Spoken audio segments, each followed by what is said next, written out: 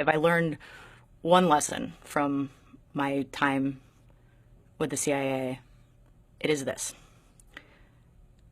everybody believes they are the good guy.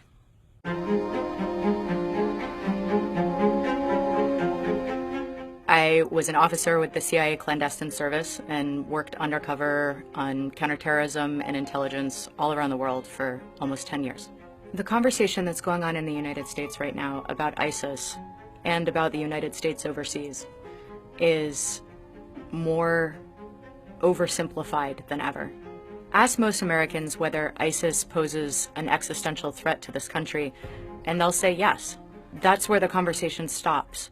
If you're walking down the street in Iraq or Syria and ask anybody why America dropped bombs, you get, they're waging war on Islam.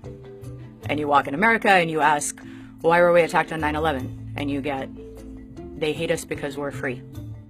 Those are stories manufactured by a really small number of people on both sides who amass a great deal of power and wealth by convincing the rest of us to keep killing each other.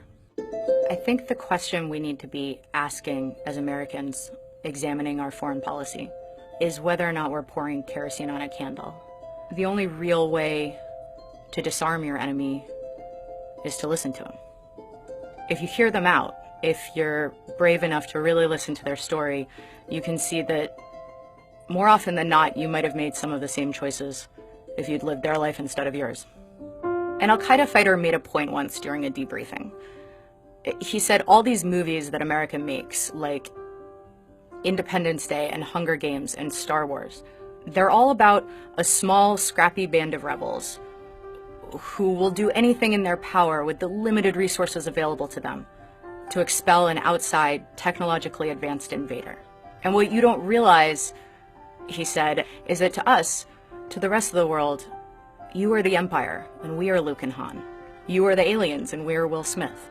But the truth is, when you talk to the people who are really fighting on the ground, on both sides, and ask them why they're there, they answer with hopes for their children, specific policies that they think are cruel or unfair.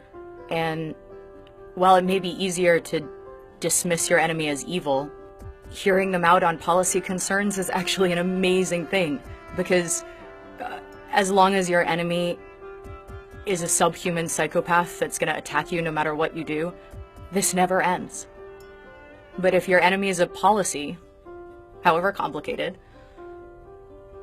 that we can work with.